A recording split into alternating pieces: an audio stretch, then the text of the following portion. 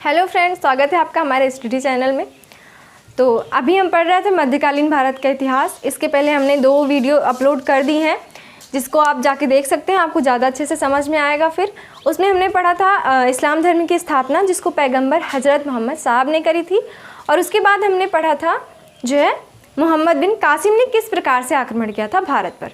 उसके बाद जो मध्यकालीन भारत में जो नेक्स्ट टॉपिक हमारा आता है वो है महमूद गजनबी। तो आज हम महमूद गजनबी के बारे में पढ़ेंगे। इन्होंने भारत पे कैसे कैसे आक्रमण किया, ये किस उद्देश्य को लेकर के भारत में आए थे। तो चलिए शुरू करते हैं।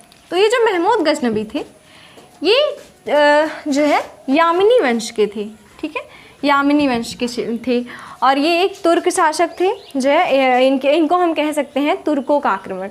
ओके, तो यामिनी वंश के थे और इन्होंने भारत पर 17 बार आक्रमण किया था। कितनी बार? 17 बार आक्रमण किया था। और 17 बार आक्रमण करने का जो इनका उद्देश्य था वो अडिग रहा, और वो क्या था कि लूटपाट करना और धन प्राप्ति करना। ठीक है, जाएंगे वहाँ पे, मारेंगे पीटेंगे, शासकों को जीतेंगे और उनके राजकोष में जितना भी धन पड़ा है हम सब उठा के ले आएंगे। तो ये इनका उद्देश्य था और इस उद्देश्य से ये भारत पर आक्रमण किए और ये 17 बार आक्रमण किए। ठीक है, ये मामूली बात नहीं है। तो हमारे भारत पे इतना जुल्म ढाए ये लोग। उसके बाद तो पहला आक्रमण इन्होंने जब किया वो था सन 1000 ईस्वी का। और सबसे पहले इसने कहाँ आक्रमण किया? पंजाब और अफ़गान के प्रांतों पर। तो पंजाब और अफ़गान का जो प्रांत था, यहाँ के शासक थे राजा जयपाल। तो राजा जयपाल पर इन्होंने आक्रमण किया और राजा जयपाल को हरा दिया। अब राजा जयपाल हार गए। तो इसके पहले एक चीज़ जाननी और ज़रूरी हो जाती है कि ये जो जयपाल थे इन्होंने इसके पहले गजनबी के पिता को हरा दिया था युद्ध में। ठीक है, तो गजनबी के पिता को हरा दिया था, लेकिन अब आज आ करके जैसे फिल्मों में होता है तो गजनबी ने जयपाल से बदला ले लिया और जयपाल हार गए। तो इसी सदमे से कि जिसके पिता हमसे हार गए थे उसके बेटे से आज हम हार गए, तो इसी सदमे से जो है ये डिप्रेशन में चले गए और इन्होंने आत्महत्या कर ली राजा जयपाल ने। और इसी कारण, चूँकि इन्होंने आत्महत्या कर ली, तो इसी कारण महमूद गजनबी के इतिहासकारों ने इनको कहा है राजा जयपाल को कि ये ईश्वर के शत्रु हैं। इनको ईश्वर के शत्रु की उपाधि दी गई है। ये क्वेश्चन आता है, ईश्वर का शत्रु जो है वो किसे कहा है इतिहासकारों ने? वो राजा जयपाल को कहा है, जो कि पंजाब और अफ़गान के शासक थे। हर एक चीज़ को लिंक करके पढ़ना है हमें। उसके बाद नेक्स्ट आते हैं हम, फिर इसने आक्रमण किया सन 1005 ईस्वी में। ठीक है, 1005 ईस्वी में महमूद गजनबी ने आक्रमण किया मुल्तान के प्रांत पर। ठीक है, मुल्तान के प्रांत पर, जहाँ के शासक थे अब्दुल फतेह दाऊद। ओके, तो अब्दुल फतेह दाऊद को गजनबी ने पराजित किया और मुल्तान को भी जीत लिया। और यहाँ से भी जो है जितना लूटा पाटा धन लिया सब चले गए। फिर नेक्स्ट बार इसने ये 3 साल बाद फिर आता है भारत में 1008 ईस्वी में। और इस बार जब आता है तो जयपाल के पुत्र आनंदपाल रहते हैं। ठीक है, तो जयपाल के पुत्र आनंदपाल पर यह आक्रमण करता है महमूद गजनबी। और ये जो आनंदपाल रहते हैं, चूँकि इनमें आक्रोश रहता है कि मेरे पिता की मृत्यु महमूद गजनबी के कारण हुई है, महमूद गजनबी ने उन्हें पराजित न किया होता तो आज वो उनकी मृत्यु नहीं होती। तो इनमें जो है बदले की भावना थी आनंदपाल ने। और ये अकेले लड़ने नहीं गए, क्योंकि इनका सोचना था कि हमें हर हाल में गजनबी को हराना है। इसलिए इनके साथ कौन कौन था? ग्वालियर की सेना थी, कन्नौज की सेना थी, अजमेर की सेना थी, उज्जैन की सेना थी और स्वयं इनकी भी सेना थी। 5-5 सेनाओं के साथ ये महमूद गजनबी के साथ लड़ने गए, लेकिन फिर भी महमूद गजनबी जो है ये हारा नहीं, जीत गया इनसे और आनंदपाल को पराजित किया। थोड़ी मतलब ग्रेट पर्सनालिटी हम कह सकते हैं महमूद गजनबी की, चूँकि ये हार नहीं रहा है। इसको कोई हरा नहीं पाता है। ठीक है, ये जितनी बार आक्रमण करता है। तो ये जो है 5 सेनाओं के साथ लड़े, लेकिन जो है गजनबी को नहीं हरा पाए और आनंदपाल पर भी ये विजयी हो गया गजनबी। ओके, फिर उसके बाद जो प्रमुख आक्रमण है इसका वो है 1018 से 19 में इसने आक्रमण किया था कन्नौज पर। ठीक है, कन्नौज पर। और कन्नौज के राजा थे राजा राज्यपाल। ओके, तो जब इसने 1800, ये सन याद रखना बहुत ज़रूरी है, तो 1018 से 19 में जब इसने कन्नौज पर आक्रमण किया राजा राज्यपाल पर, तो राजा राज्यपाल डर के मारे बिना युद्ध किए ही भाग गए। ठीक है, और इसको जो है युद्ध भी नहीं करना पड़ा और कन्नौज इसको ऐसे ही मिल गया महमूद गजनबी को। तो उसके बाद अब चूँकि राज्यपाल भाग गया, तो जो अन्य शासक थे भारत के, जैसे कि विद्याधर थे, ये बहुत महान शासक थे उस टाइम के, बहुत महान राजा थे।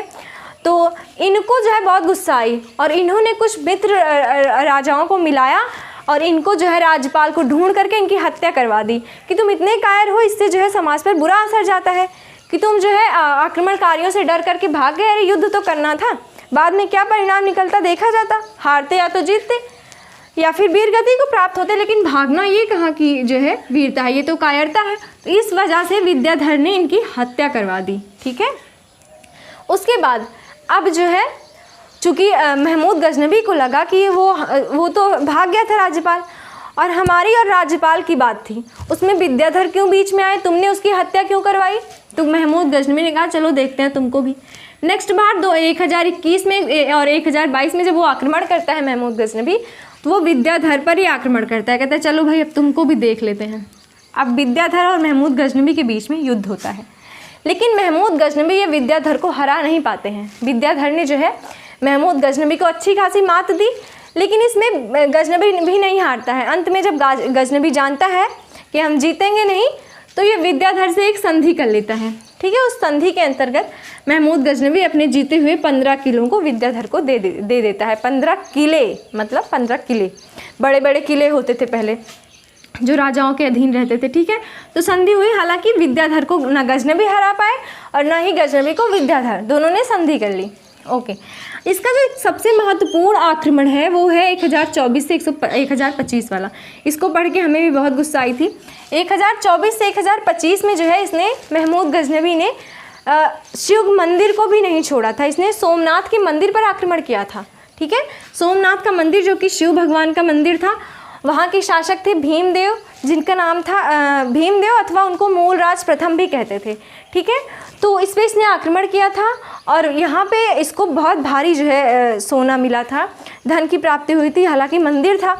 और उसके बाद लूटा तो लूटा, इसने शिवलिंग जो था वहाँ पे शिव मंदिर में जो मुख्य मूर्ति थी शिवलिंग की, उसको तोड़ फोड़ दिया और उठा ले गया जो है वहाँ पे अपने यहाँ जामी मस्जिद की सीढ़ियों में जड़वा दिया था। तो ये बहुत ज़्यादा गलत बात थी। सोमनाथ मंदिर पे इसने आक्रमण किया था और बहुत सारा धन लूटा था।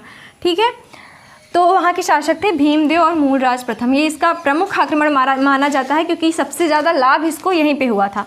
उसके बाद आता है नेक्स्ट टॉपिक जो है, उपाधि इसने कौन कौन सी धारण की थी। उपाधि इसने कौन कौन सी धारण की थी, तो इसने गाजी की उपाधि धारण की थी। गाजी की उपाधि धारण करने वाला प्रथम तुर्क शासक कौन था, तो वो थे जो है महमूद गजनबी। ओके, गाजी का मतलब क्या होता है पता है, विधर्मियों का कत्ल करना, मतलब जो अपने धर्म के नहीं है उनका कत्ल कर देना, ये आशय होता है गाजी से। तो इसने गाजी की उपाधि धारण की थी। नेक्स्ट इसने जो है बूता किशन की उपाधि भी धारण की थी। और ये बूता किशन का क्या मतलब होता है, बूता किशन का मतलब होता है मूर्ति भंजक। इसे मूर्ति से जो है ये इसको नफरत थी, तो ये मूर्तियों को तोड़वा देता था।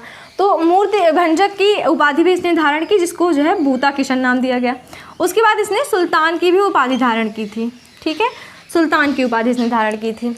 ये 3 इसकी प्रमुख उपाधियां हैं। और अच्छा, एक चीज़ और देखते हैं इसमें, प्रमुख चीज़ है कि महमूद गजनबी के समय के प्रमुख जो है वो इतिहासकार और लेखक कौन कौन से थे। तो उसमें प्रमुख उतबी थे, अलबरूनी, फिरदौसी और बैहाकी। ठीक है, ये 4 प्रमुख जो है इतिहासकार इन्हीं के शासन के रहे हैं। अच्छा, उतबी ने जो 2 प्रमुख किताबें लिखी हैं, जिसमें है किताबुल यामिनी और तारीख़ यामिनी। ओके, कौन कौन सी, किताबुल यामिनी और तारीख़ यामिनी। अच्छा, इसमें आप एक चीज़ कॉमन याद कर सकते हैं, यामिनी मतलब यामिनी जिसमें है उसको उतबी ने लिखा है।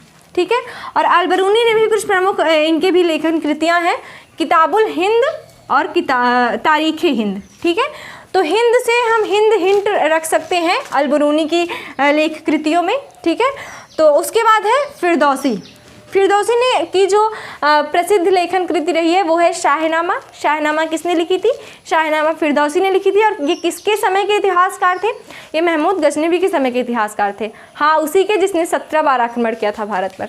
उसके बाद जो नेक्स्ट इतिहासकार है वो है बैहाकी। इन्होंने जो है तारीख़ सुबुक्तगीन लिखी थी। कौन सी, तारीख़ सुबुक्तगीन। ओके, तो ये कुछ प्रमुख बातें हुई महमूद गजनबी के बारे में। और अंत में चल कर के 1030 ईस्वी में महमूद गजनबी की मृत्यु हो जाती है। कुछ रोग हुआ रहता है इसको, मुझे याद नहीं आ रहा है। तो 1030 में इसकी मृत्यु हो जाती है महमूद गजनबी की। और यहाँ पे महमूद गजनबी का जो चैप्टर है वो क्लोज हो जाता है। 17 बार आक्रमण किया, लूटा पाटा, और 1030 में पृथ्वी छोड़ करके चला गया। ठीक है, तो ये हमारा हो गया महमूद गजनवी का टॉपिक। तो आई होप आपको महमूद गजनवी समझ में आया होगा। तो अगर आपको वीडियो पसंद आए तो वीडियो को लाइक करें, चैनल को सब्सक्राइब करें एंड कमेंट सेक्शन में अपना फीडबैक ज़रूर दें। Thank you so much.